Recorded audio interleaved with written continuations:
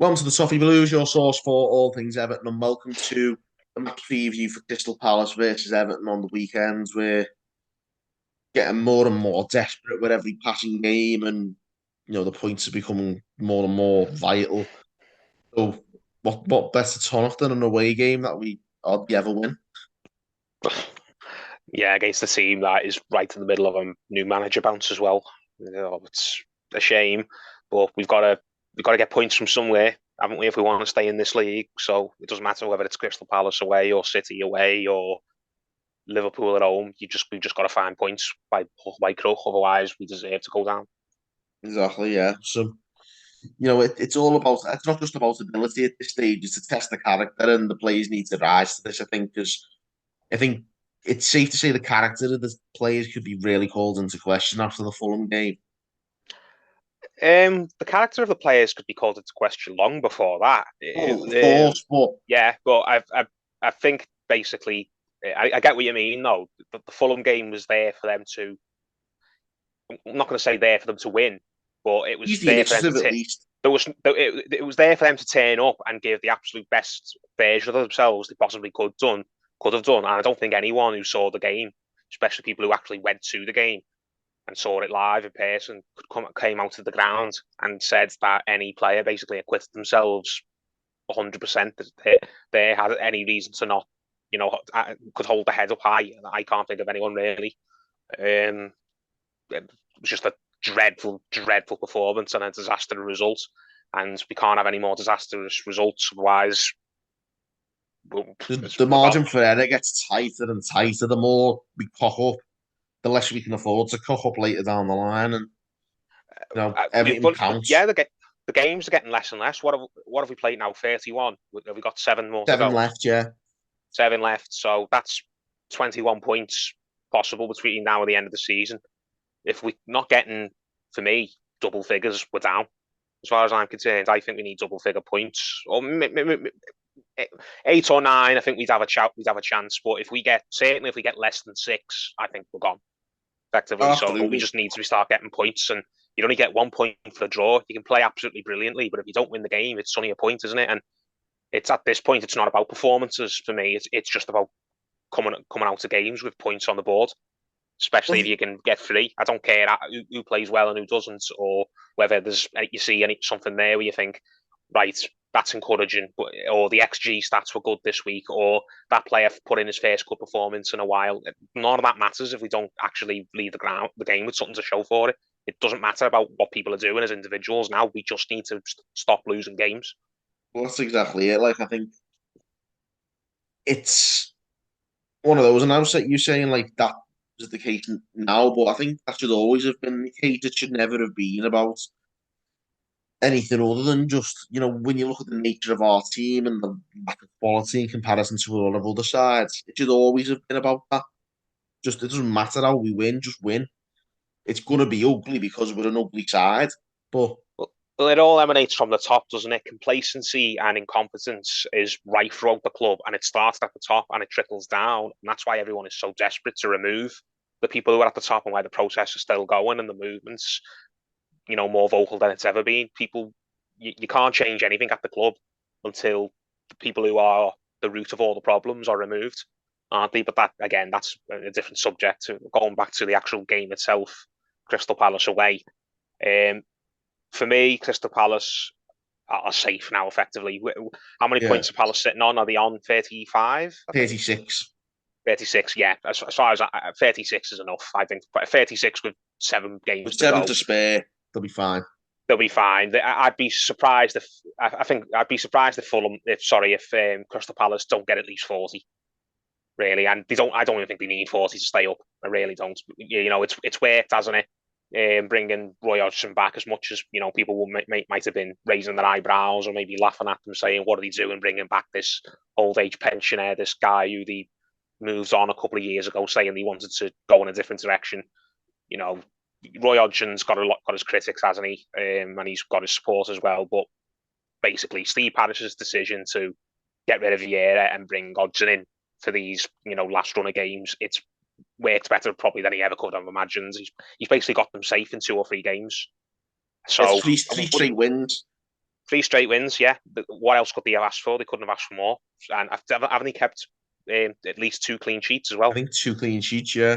Yeah, job done, really. I know Hodgson's the type of manager who won't let them go out on their holidays until the end of the season.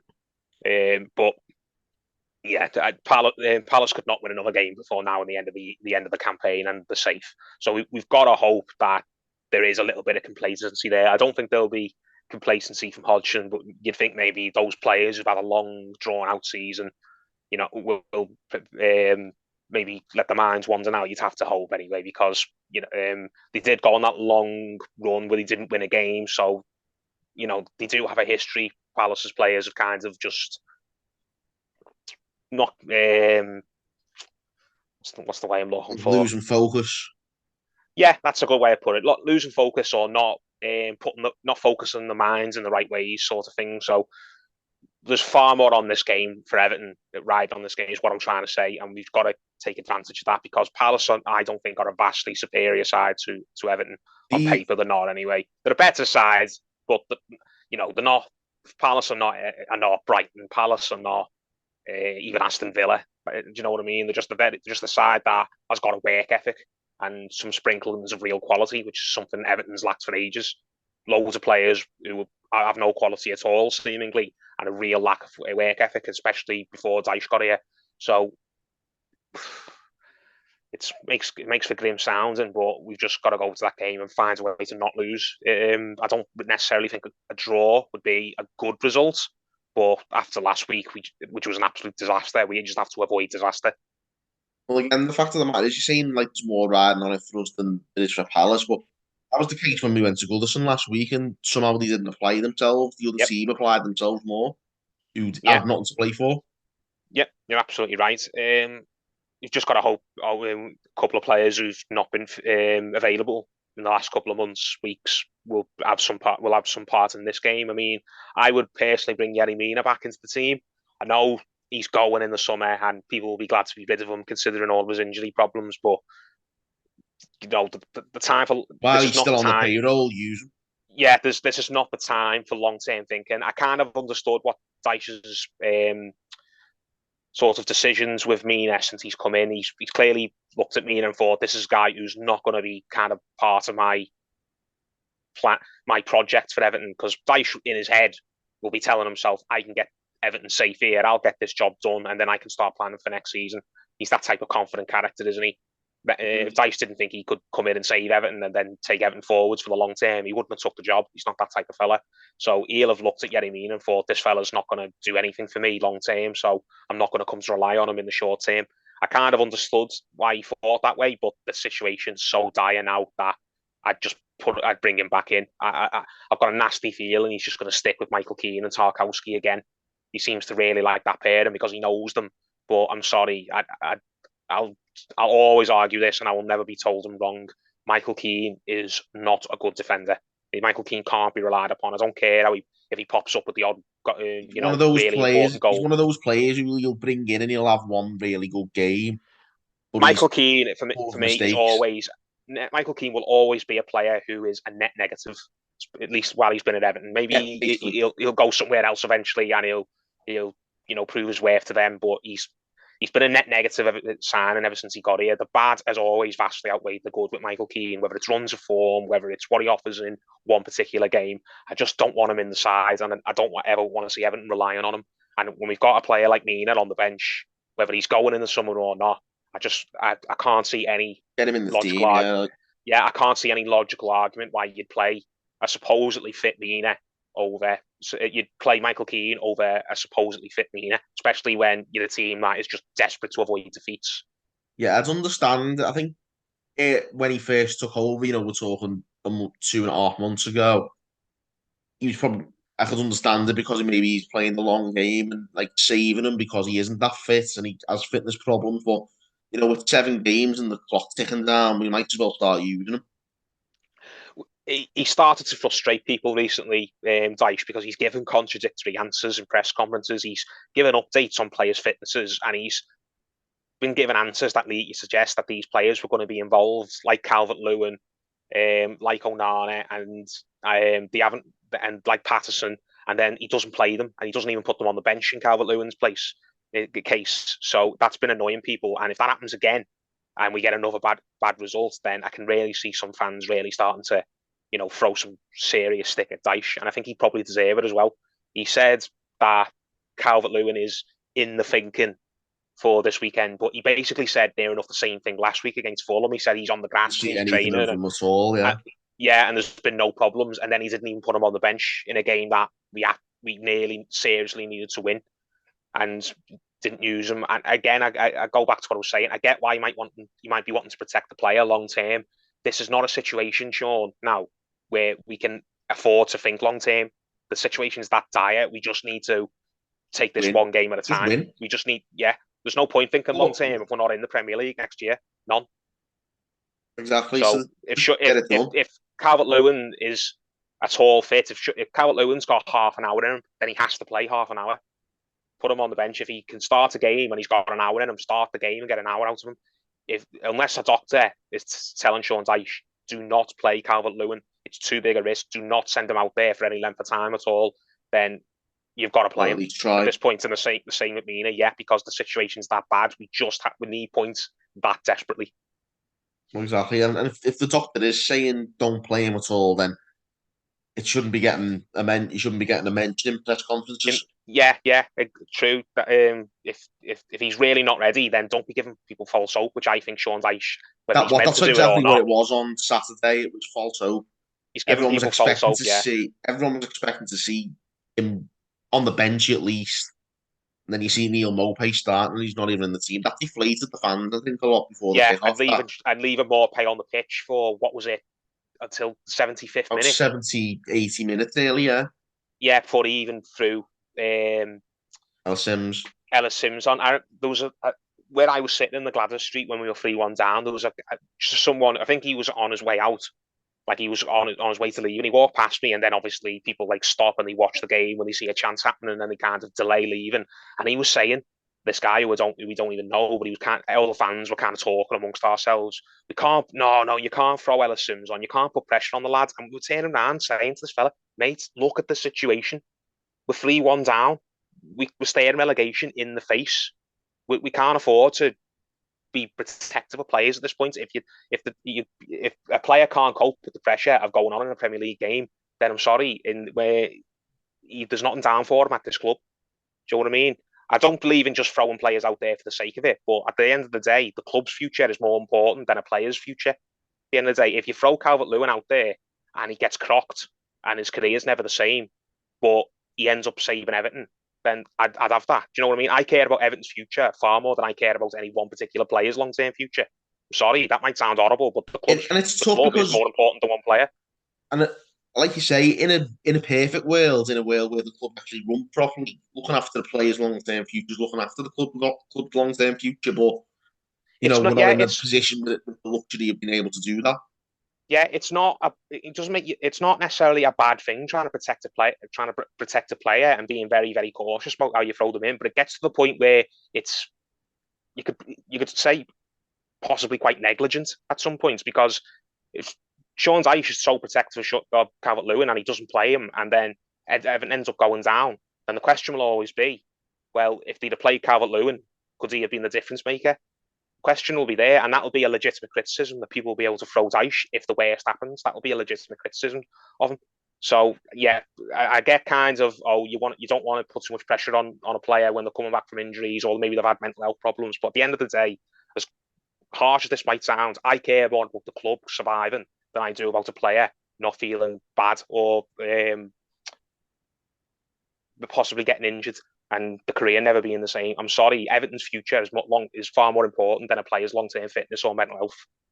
That might sound horrible, but I don't regret having that opinion. Football's a horrible game, though, as we've, you said in a perfect world. Well, we don't live in a perfect world. We live in a far from perfect world in Everton land at the moment. As far as Everton are concerned, absolutely, in the Premier League. If someone's got to be a sacrifice, if we have to offer up a sacrificial lamb to save the club, then I will offer up that sacrificial lamb gladly. And it's increasingly getting to the point now where it looks like we might have to offer up a sacrificial lamb. And if it gets to that point, then I hope Sean Dyche doesn't turn around and say, I'd rather not do that. I'd rather risk going down rather than putting a player in the spot in a tight spot like that. No, at some point, mate, you need to think about the fans and you need to think about your own position. Because if we go down, I don't think he should do, and I don't want it to happen. But if we went down, Sean Dyche don't think I'd have any complaints if he was sacked. I don't think he would be sacked necessarily, and I Yeah, I don't don't think. I necessarily mean, want him to be sacked. But if the club goes down, that's him not doing. That's him failing to do the job he was brought in to do, wasn't it? of course, Really? but I think you've got to look at the big picture that he's inheriting nonsense, absolute, disgrace of a squad by Premier League standards. You know, and I've not been happy with the decisions he's made in the last couple of weeks, but I still think he'd be the best man for the job. What if we did I go do, down? I do. But eh, The board, I'm the going down wisdom in might not see circles, it that way. basically. I'm going down in circles. Yeah, there's only so many times I can say it. A manager, as he might have the best intentions, he might have a lot of empathy for a certain footballer, but his empathy for a player can't outweigh his sense of responsibility to the club that has brought him in to do a very specific job. Yeah, well, we've definitely got to do the job on Would you? Saturday I'll ask you because now. Would you take? Would you? If I offered it now, would you take a draw? yeah, I would. And we need the wins, but the Aye, nature that's of what I our mean. If we'd have the drawn nature of against Fulham, if we'd have not lost to Fulham, I'd have took a draw. If you'd offered me a draw, I'd say no. As tempting as it is, we need points. What are we on? 27? 7. 27, 28 points with 6 games to go. It's still shark infested waters, isn't it? Oh yeah, Yeah. So no, I think we need all three. yeah. I'd say so too, but I'm going by the nature Especially of in the games we've just got our coming up. runs away from home. Our away form just doesn't scream get a win. Well, who we got after Palace? Is that the City at home? Newcastle at home. That's going to be our game. You're looking at the games we've got coming up. It's not like, oh well, I'm confident maybe we can get 2 or 3 other wins if it's not this Crystal Palace one. We need I think 9 points to stay up at least, and we're not going to 1 point with 6 games to go would not be a good result for me. We need to be getting over the 30-point threshold ASAP. If we can go into the last 2 games of the season only need 1 win, then as dire as that sounds, then it's very preferable considering the situation we're in now.